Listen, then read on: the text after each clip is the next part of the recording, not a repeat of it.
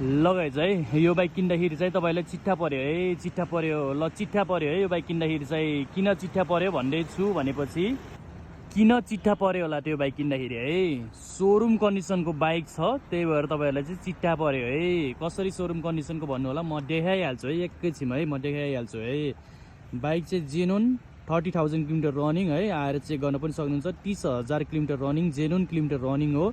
ग17 को 2019 मोडलको बाइक हो। टायर चाहिँ मैले रिसेन्टली चेन्ज गरिदिएको छु, त्यो पनि राम्रो खालको टायर हालिदिएको छु, अपोलो अल्फा एच1। यसको पुरानो टायर पनि केही पनि भएको थिएन है। 30,000 किलोमिटरमा लगभग केही पनि भन्नाले गइसक्न लागेको थियो, त्यही भएर मैले चाहिँ नयाँ टायर चेन्ज गरिदिएको, अपडेट गरिदिएको भनौँ न। अपोलोको अल्फा एच1 टायर चेन्ज गरिदिएको छु र अहिलेसम्म पनि डेन पेन यताउता केही पनि हानेको छैन। सोरुममा जस्तो छ त्यस्तै के, जस्तै कतिले भन्छ नि है, मलाई चाहिँ टायरहरू काटेको बाइकहरू मलाई मन पर्दैन भन्छ नि है। टायरहरू काटेको तपाईँको अहिलेसम्म पनि यसको नटहरू पनि टच गरेको छैन, त्यस्तो बाइक चाहियो भन्नेहरूको लागि चाहिँ यो एकदमै चिट्ठै परे जस्तो है। यस्तो बाइकहरू सेकेन्ड ह्यान्डमा पाउँदैन पनि है, हट्टपट्ट पाउँदैन। ल किन भने भन्नु होला, ल हेर्न सक्नुहुन्छ इन्जिनको कतै तपाईँको बढी खिया लागेको होला, नटहरू कतै पनि अहिलेसम्म एउटा नट पनि टच गरेको छैन। र अर्को कुरो भनेको वायरिङहरू कतै केही के हुन्छ नि, काटेको साटेको यताउता केही छैन क्या वायरिङहरू पनि। र बाइक पनि अहिलेसम्म पेन चेन यताउता केही पनि हानेको छैन, ओरिजिनल पेनमा रहेको छ, ओरिजिनल लुक्समा रहेको छ र सिङ्गल स्क्र्याच पनि छैन। त्यो हो कि मेन भनेको चाहिँ है। कति केयर गरिन्छ त्यो अनुसारले बाइक त्यही कन्डिसनमा हुन्छ। र साउन्ड पनि सुनाइदिन्छु एकैछिनमा म है। र यो चाहिँ एबिएसमा पनि हो, बिएसमा एबिएस मोडल पनि पाउँदैन र नम्बर पनि लक्की छ कि फेरि ग17 75 इजी नम्बर पनि छ।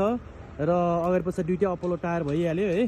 कन्डिसन त भन्नै पर्दैन, आएर चेक गर्दा हुन्छ केटा हो है। यति फ्रेस छ कि बाइक, यति फ्रेस छ कि आएर मजाले चेक गर्दा हुन्छ। एबिएसमा पनि हो यो बाइक चाहिँ है, एबिएसमा भएको बाइकहरू। त्यसमाथि पनि तपाईँको अहिलेसम्म जिरो खर्च भन्नाले अहिलेसम्म त्यो तपाईँको स्क्र्याच पनि नभएको है। अहिलेसम्म तपाईँको इन्जिनको नट पनि टच नगरेको, कतैको पनि नट टच नगरेको भनौँ न, वायरिङहरू कतै नछुएको त्यस्तो बाइकहरू पाउन चाहिँ गाह्रै पर्छ है।